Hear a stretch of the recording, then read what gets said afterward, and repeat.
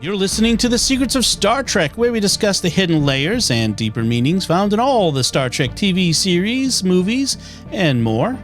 And today we're discussing the Enterprise episode, Detained. I'm Dom Bettinelli, and joining me today on the panel are Jimmy Akin. Howdy, Jimmy. Howdy, Dom. And Father Cory Sticha. Hey, Father Cory. How's it going? Folks, be sure to follow The Secrets of Star Trek, whether it's an Apple Podcast or Google Podcast or Spotify. Tune in your favorite podcast app, or watch us on our YouTube channel at youtube.com/StarQuestMedia, where you should also make sure to like, subscribe, and hit the bell to get notifications. And another show on the StarQuest Network you're sure to enjoy is PlayStation Portable. You can find that wherever fine podcasts are found, or at sqpn.com/PSP.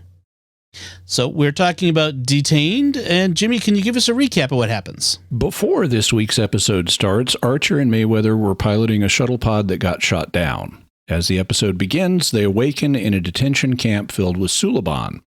The Suluban are being held captive by a race called the Tandarans, who are at war with the genetically modified group of Suluban known as the Cabal.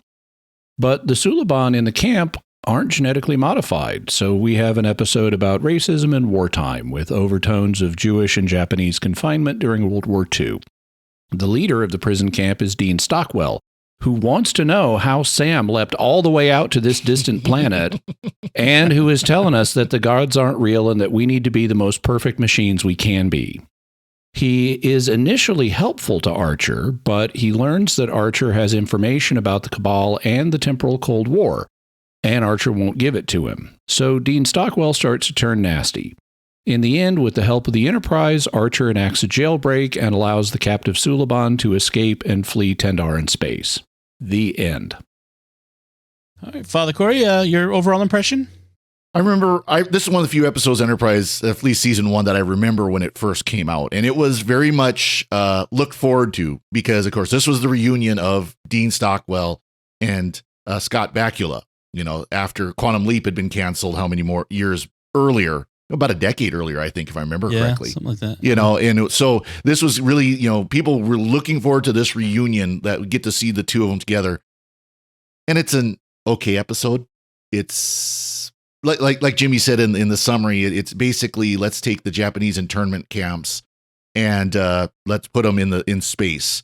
It was good, you know. It's good because they developed the Suluban, that they aren't just all the Cabal, they aren't just all the genetically manipulated evil people, but they're actually, you know, normal beings, normal people that have, you know, like families and so on, and just want to go about their lives. So that was good, but otherwise it was just kind of a episode. At least Trip wasn't arguing against T'Pol half the episode, like some episodes where she's in charge. Yes. How about you, Jimmy? What's your overall impression of this one? Yeah, it was okay. I never watched a huge amount of Quantum Leap, so for me, I completely did not remember this episode from first season Enterprise, from when it was on the air. For me, even though I know about Dean Stockwell's part in Quantum Leap, where he's kind of the sidekick of and government liaison of Scott Bakula's main character, for me, the definitive role for Dean Stockwell is as the number one Cylon in Ronald Moore's re-envisioned Battlestar Galactica, who is amazingly peppery. Mm-hmm. But, you know, he is okay in this. It's 1990s Star Trek writing. It's not great. It's basically, let's tell a parable about Japanese internment in World War II and slap a fantasy, although less violent, did Kill Bill. Quentin Tarantino. Right. Yeah, Quentin Tarantino has a tendency to make movies with fantasy endings. So, like, if you watch, I'm gonna have to say word, but if you watch Inglourious Bastards, it's a World War II film where it's just got a fantasy ending where all the Nazis die violently. And if you watch Once Upon a Time in Hollywood, it's got a fantasy ending where the Manson family gets the snot kicked out of them. Mm-hmm. And I can appreciate those endings. It's fun to watch all of the Nazi leadership die. It's fun to watch the Manson family get the snot kicked out of them. But this is basically let's do a Japanese internment parable with a less violent Quentin Tarantino ending on it. Mm. So, like you, Jimmy, I didn't remember this episode. It made very little impression on me the first time I watched it, I guess, or I didn't see it. I don't know, because starting it, I don't remember this at all. I was excited to see Dean Stockwell. I didn't read any of the descriptions, so seeing Al on screen right there it was like watching it for the first time 20 years ago. So that was great, and I always love Dean Stockwell's character. I don't know, there's a certain type he plays, and knowing, so obviously stunt casting because of Bakula and their pairing. Those two really made an impression on audiences, and I can see that why they would cast it that way. But it's a classic Star Trek moral tale, of the lessons of humans have learned that we're now spreading to other races in the galaxy to help them become better like we are. It's the Star Trek high horse is kind of what it is, and it's kind of paint by the numbers. Although I agree with Father Cory, I like the making the Suluban more than just the bad guys and gives them the race some depth. So that's our episode for this week's, folks. Yeah. We hope you've enjoyed it, and come back next week. We're going to be talking about Return of the Archons. Yeah. Well, there's some more things we could say. I do like that Merriweather actually got like a role here. Like he actually got to do something other than sit at that console and punch buttons. Yeah.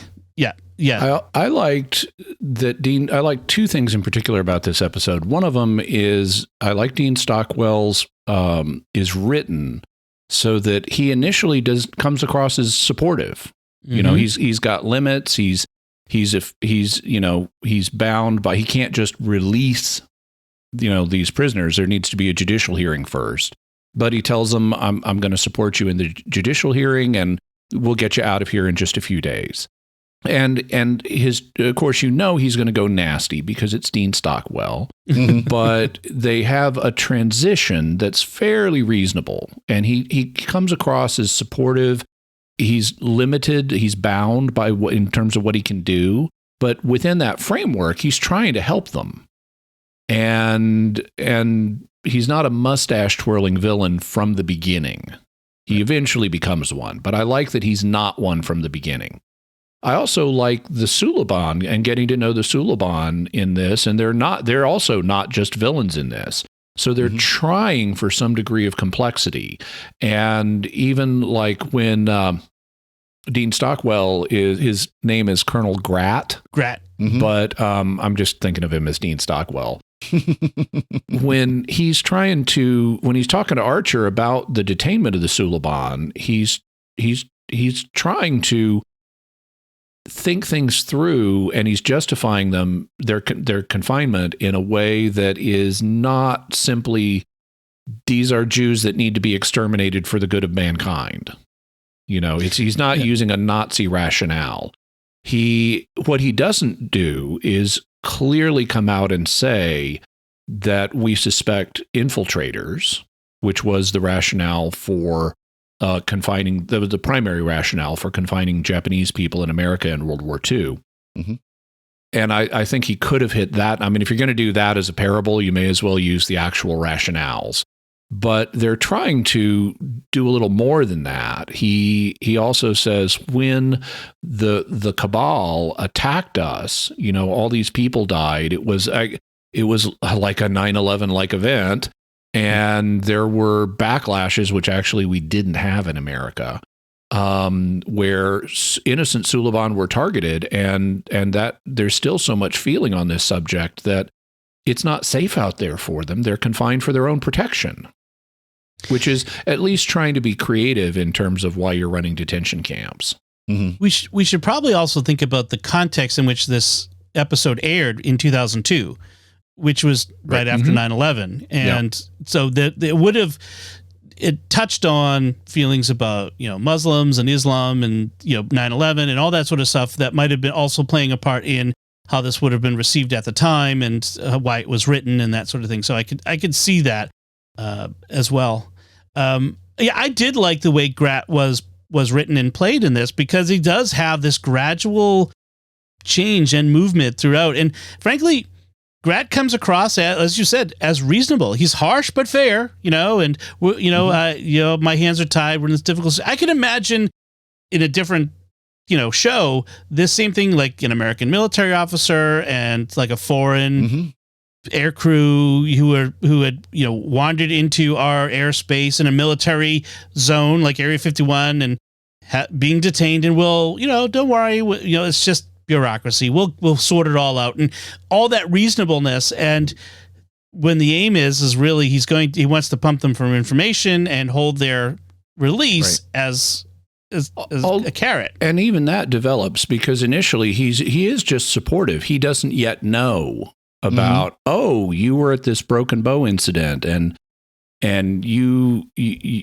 know about the Temporal Cold War. He reads up on Archer as the episode progresses. How did he have all that information? Yeah, go ahead. Sorry. Yeah, and it's that causes his turn, right? Yeah, because he suspects Archer is going to be more useful to him than he initially realized.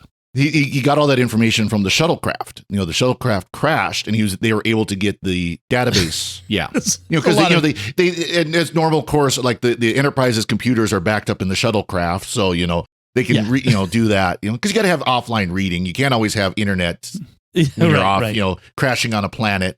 Seems like a bad idea to put all your classified information on a shuttlecraft, but don't do that. A lot of this may not have been classified on Earth. That's true. I assume the events of the series pilot were fairly well known on Earth. Right. But then there was like that mission early on, the mission to that planet where the Temporal Cold War, that shouldn't be mentioned in the shuttlecraft files. Well, and this is all stuff that was being basically live on the Enterprise. This wasn't like they were getting it from the Starfleet database. Well, in fact, Grat does say at one point, we had people there who saw you there. At one place, So the Tendarans were clearly familiar with these places and these events, and but didn't know Earth, because I guess Earth is still a backwater. Maybe no Vulcans, I would assume, but and they were on Rigel, which is apparently a big trading hub. Yeah, right. Yeah, and they knew Klingons. Because they talked about, you took the Klingon to the Klingon homeworld. Right. Klingon was involved for some reason or something line like that. Incidentally, by the way, I now live once again near Broken Bow, Oklahoma. And I think we probably talked about it, but like Broken Bow is a military term for a downed nuclear weapon. No, that's a broken arrow. Broken arrow. Right. Okay, yeah, I probably made the same mistake when we talked about Broken Bow. One of the things that kind of bugs me about this, especially this early Enterprise, is Trip's open hostility, racism, and insubordination against T'Pol. Like when T'Pol suggests maybe we should, call Vulcan High Command and get a Vulcan arbitrator or a Vulcan lawyer out here to help Archer and Mayweather. He's like, ugh, not the Vulcans. It's just like, dude. It's not, okay, number one, that's not racism. He's not objecting to them on genetic grounds. He finds their culture annoying, and it's with justification, because humans have perceived Vulcans as hampering their development for decades.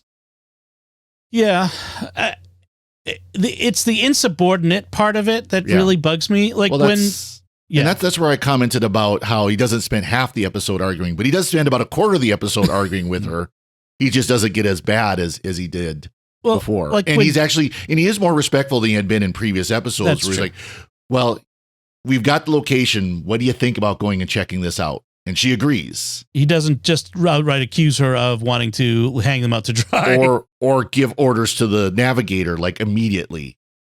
The one thing that really kind of stuck out to me was when Grat was on screen and T'Pol's trying to talk to him, and Trip is just like jumping in and saying stuff like, dude, she's the captain, right? She's the acting captain right now. You need to. So I wonder about that, because I was under the impression, and this could be a false memory, but I was under the impression that actually, at least before T'Pol arrived, Trip was the second in command.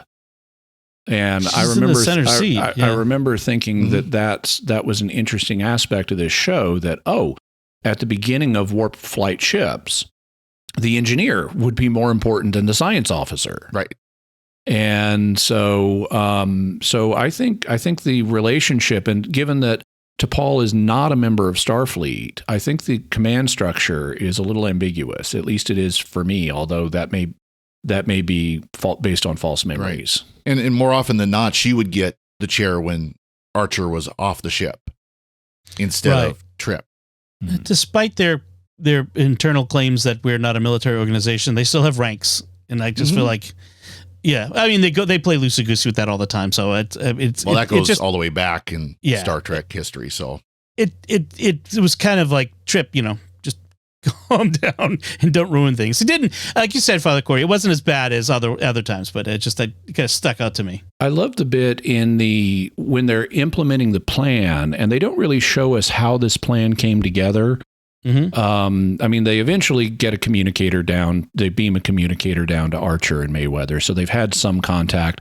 They've learned that Archer's plan is not to just be beamed up, but to do this jailbreak.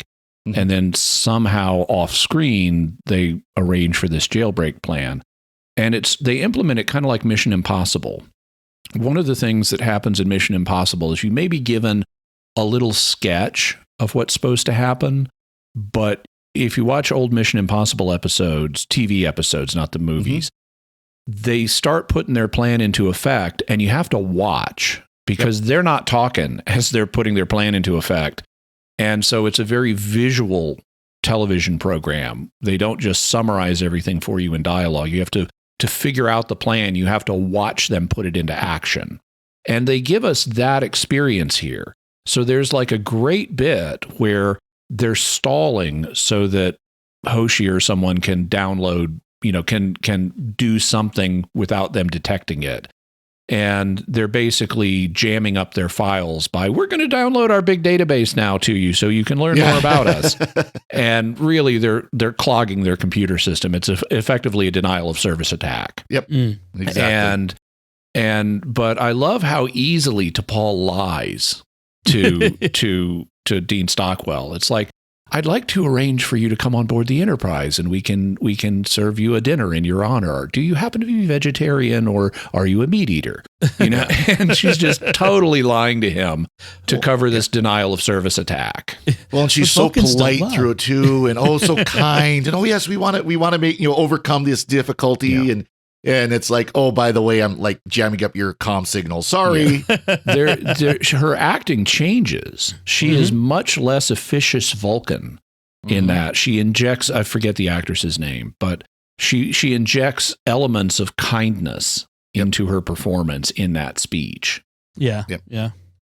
So let's talk about the Suluban that we see in this episode. I mentioned before, we're humanizing the enemy. So far, the Suluban have always been and only been this implacable enemy in the Temporal Cold War, and every time we see them, it's a bad thing. And now we've got these Suluban who, it turns out that they're just regular Joe. They're folk, and families, and we get to know two of them. By the way, the two actors who play the two main speaking Suluban also played Vorta in DS9, which is they both. So I knew at least one of them looked familiar. Sajin. They were a lot less slimy in this. Yeah, did not like the makeup that they did for the Suluban. It looked it looked almost obviously like makeup, like especially around the eyes. It did, and I like though that they got the security guy Malcolm into it. Yeah. Yeah, and he almost got clocked by Mayweather for his for his troubles, and so there is like these nice moments. One of them was how it's not Sajin, it was the other one, Dennick. He reveals, oh yeah, this guy Clev, one of the guards, yeah, he was my neighbor back home. We were friends. We grew up in the same town, and it's that is I thought was effective because that is. The sort of thing that really happened in Germany and in the internment camps. Like, people knew each other.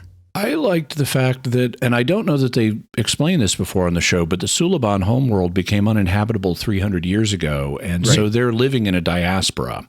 This is effective. This is one of the Jewish elements. They don't have their own country anymore, so they're living in other people's countries, and they're integrated into the population, but then Nazis happen, and all of a sudden they're in internment camps. Yep. Yeah. So, I thought that was somewhat effective. And you mentioned Grat in his motivations and how he early on, it's for their own protection. At the end, he kind of tells what he sees as the real truth, which is, the Suluban, they don't have rights. Despite what you're trying to do, Archer, they don't have rights. It's not really about their protection. It's our assumption that Tendarans, that all Suluban are all alike, and they're just potential recruits for an army to attack us. And I think they went too far in making him a villain, because I think they should have. I mean, it's okay to acknowledge we think they're a potential danger, but having him lean as hard into they're all just going to get turned into enemy agents that was going too far. They made him too much of a mustache twirler at the end. And it starts with a legitimate concern that the Suluban that the bad guys would capture these innocent Suluban and do the genetic manipulation and turn them to their cause. I mean, that's a legitimate concern. But in the same time, that's not to say all of them would do that, and some would fight against them. Some would be able to escape, because that's what they're planning to do, is escape to another colony somewhere else that they could get help and maybe get their lives back in order, things like that. It's one of the elements that kind of recalls the Islamic aspect, the Muslim people in America after 9/11, which was the concerns some people had. They thought, well, all Muslim people living in America are potential radicalization away from becoming terrorists, and that sort of thing. It wasn't necessarily as widespread thought as some people might have claimed it was, but there were elements of that in the area, and so there was a lot of pearl clutching about people being afraid Americans were going to overreact. Yes, and right. You can argue some of our leaders did, but ordinary Americans, they didn't start lynching Muslims. Right, no. Exactly. In fact, when you look at it, very often these sorts of things start by government action, like Manzanar and the Japanese internment camps and that sort of thing. That's where the real problem comes from. I think part of the problem with the portrayal of Dean Stockwell in this comes across. I mean, part of it is they want to have him be supportive in the beginning because they want the reunion aspect of Dean Stockwell and Scott Bakula. But on another level, they're trying to fuse these Japanese and Jewish elements in the show. And whatever you think about Japanese internment here in America, it was not the same as the Nazi death camps. And so you kind of got to pick. Do you want Dean Stockwell to be like an American who interred Japanese people but didn't want to mistreat them? Or do you want him to be a Nazi who thinks they simply have no rights? And they're trying to blend those two, and I don't think it's an effective blend. Yeah, I agree. One of the interesting aspects is the Suluban themselves are not perfect. Seijin, this one character, Mayweather kind of points out. He's the host of Wheel of Fortune. Pat Seijin, the Suluban, makes the same assumptions about human beings being no different than the Tendarans based on appearances, right? That the Tendarans make about him and the Cabal. And this is something I really liked. So if you haven't seen this episode, humans and Tendarans basically look the same. The Tendarans have a little kind of nose wrinkle at the top of their nose. It's even more subdued than Bajoran nose wrinkles. Right. But so they'd have to design their glasses nose bridges a little differently, but that's it. And so the Suluban, some of them are looking at humans as you're probably just in league with the Tendarans. You even look like them. Mm-hmm. And there's an element there where it's like, okay, well, they do look similar. If you were a human in that situation, the Suluban have always been your enemies thus far. And you even look like the people who are holding them captive and who are being supportive of you, there might be a little appearance bonding there. Mm-hmm. But that's not determinative of your actions as an enlightened human. And there's a great bit And I love the fact that they give Mayweather these lines because, with being an African-American actor and an African-American heritage character, his own people have faced persecution and racism in the past.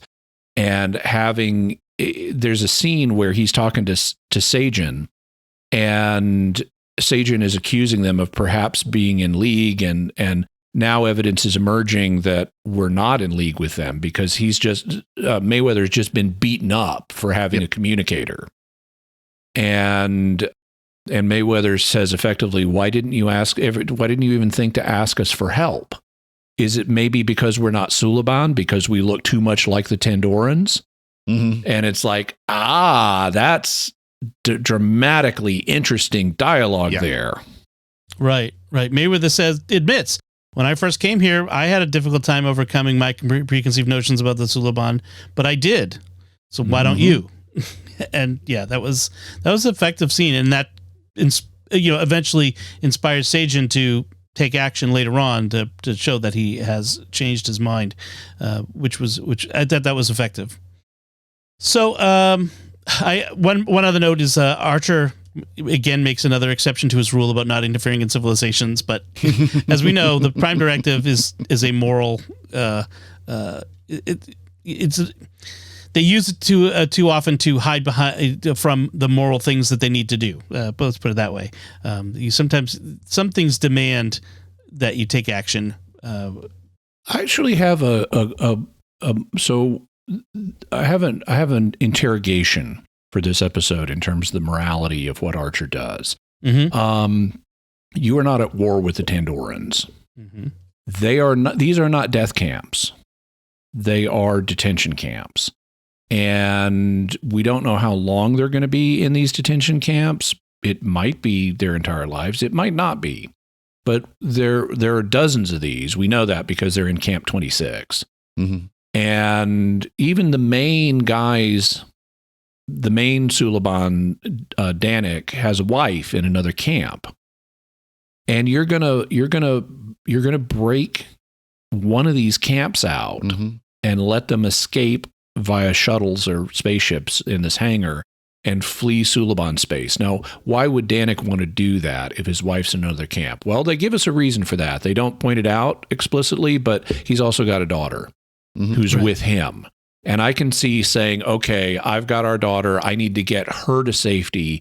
That takes priority over waiting in a camp in hopes I'll someday be reunited with my wife. Okay, at least that's not the choice everybody would make, but it has some defensibility to it. But you're breaking these people out of this camp when they're not presently under threat of life. You've got to think about you're not going to save everybody. You're not liberating every camp. You're liberating this one, and it's from people you are not at war with. You could start a war between the Federation and the Tandoran. Number one. Number two, you could make this much worse for the other Suluban in the other camps, because now there are Suluban free in Tandaran space, and it could set off a new wave of paranoia, and we've got to crack down, and we've got to make sure that this isn't going to happen in any other camps. We got to find a solution. We got to really make things worse in those camps so this can't happen anywhere else. We might even need a final solution in the other camps. And this was one of the problems in World War II in Europe with the Jewish situation. You had people who did speak out against what the Nazis were doing, and it made it worse for Jewish people. And so if you're genuinely playing on the Jewish side of this, where they just have no rights, and that's what the leadership believes, you break a bunch of people out from a stable situation that's, even if it's not pleasant right now, you could provoke something much worse for everybody else. But they don't want to do that. On Battlestar Galactica, they would do that level of moral interrogation. But this is happy clappy Star Trek, where we need pure heroes who always win, and so we need a happy ending. They don't do any of that.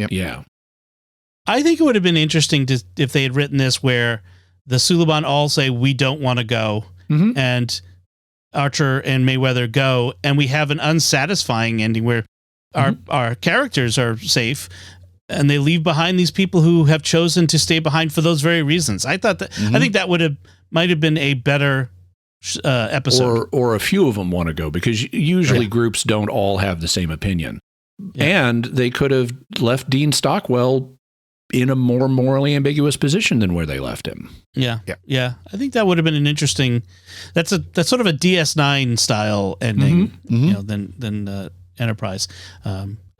This is an Enterprise first season problem. So the Enterprise got better, but this is we have to end in a happy clappy. So is the episode too preachy, do you think? Is it too much of a message show? Not as bad as some. Not as bad as Chris Chibnall era Doctor Who. Or Discovery. Right.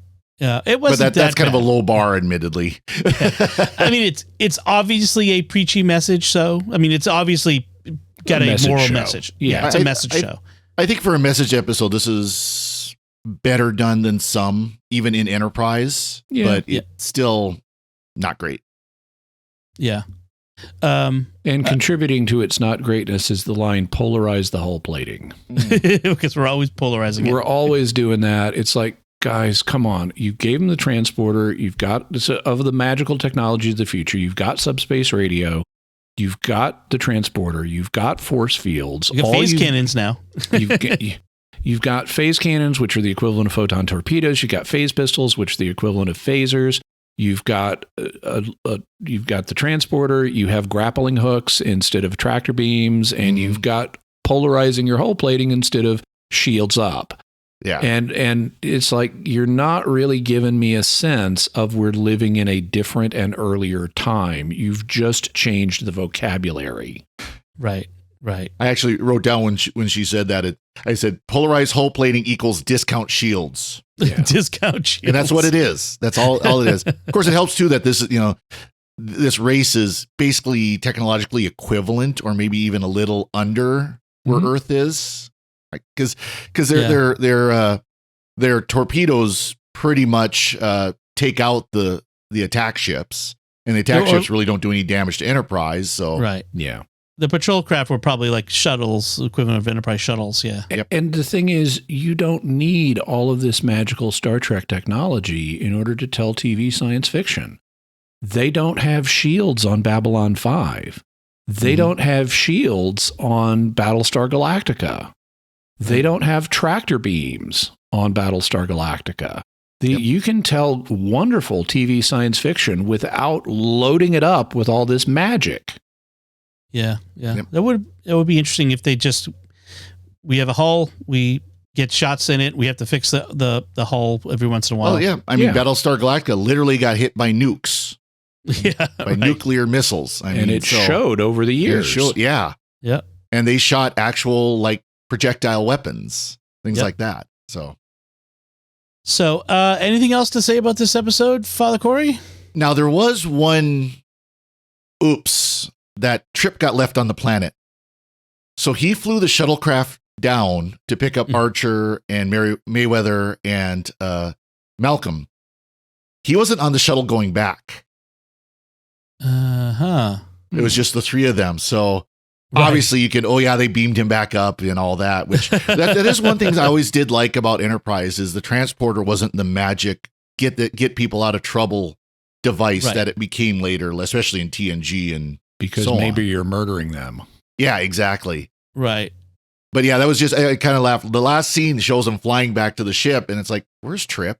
You know what they should have done early in season 1 of Enterprise is they should have done a beginning of Star Trek the Motion Picture transporter accident.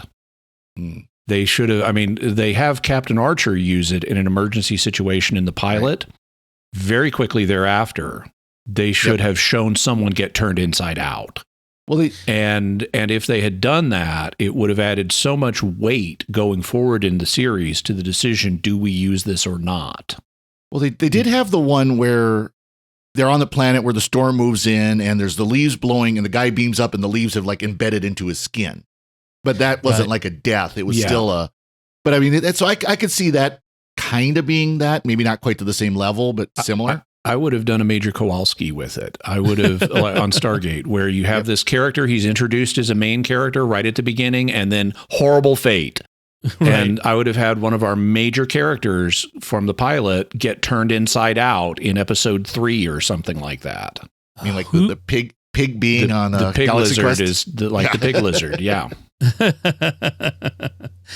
We could get into a whole discussion of who we wish was beamed inside out from the main cast. And I wouldn't have applied any special circumstances to it, because on that planet you mentioned where the leaves get embedded in the guy, there was like a storm or something. I would have it be routine. Right. And he gets turned inside out. And it's like, okay, this is not yet ready for prime time. We really better only use this in emergencies. And we're going to think about it really carefully before we do. Right. Do like the Fly, where guy gets turned into a giant fly because of the transporter. Oh, wait, I think they've done stories like that too. Yeah, they have. Tuvix. All right. Jimmy, do you have anything else that you want to know? No, this is a pretty basic episode. Yeah. Well, one thing I didn't mention was the interesting. We don't know the fate of Trip, although we do, but we also don't know the fate of Sagen and Danik. Like, the last we see is Sagen going back to get Danik, but we never see or hear about them again. Unless they follow up, which they never did, we can infer they got away. Yeah. But that was an interesting omission. All right, so that does it for us this time. We'd like to take a moment to thank our patrons who make it possible for us to create The Secrets of Star Trek, including Christopher K., Ira R., Tim W., Janelyn M., and Alex G. Their generous donations at sqpn.com/give make it possible for us to continue The Secrets of Star Trek and all the shows at StarQuest, and you can join them by visiting sqpn.com/give. So that's it from us. What did you think of Detained? You can let us know by commenting on the show at sqpn.com/trek, or our Facebook page at facebook.com/StarQuestMedia, or send an email to trek@sqpn.com, or visit our Discord community at sqpn.com/discord. You can watch The Secrets of Star Trek on our YouTube channel at youtube.com/StarQuestMedia and leave a comment, like, and subscribe. And we'll be back next time when we'll be discussing the original series episode, The Return of the Archons. Until then... Are they back again? They're always shown like a bad penny. Until then, Father Cory Sticha, thank you for joining me and sharing the secrets of Star Trek. Thank you, Don. Jimmy Akin, thank you as well. Thank you, and I may order Indian food tonight. I may have some tandoori chicken. So if you're ever hosting a banquet in my honor, I'm not a vegetarian. Live long and prosper. And once again, I'm Don Bettinelli. Thank you for listening to The Secrets of Star Trek on StarQuest, and remember, oh boy,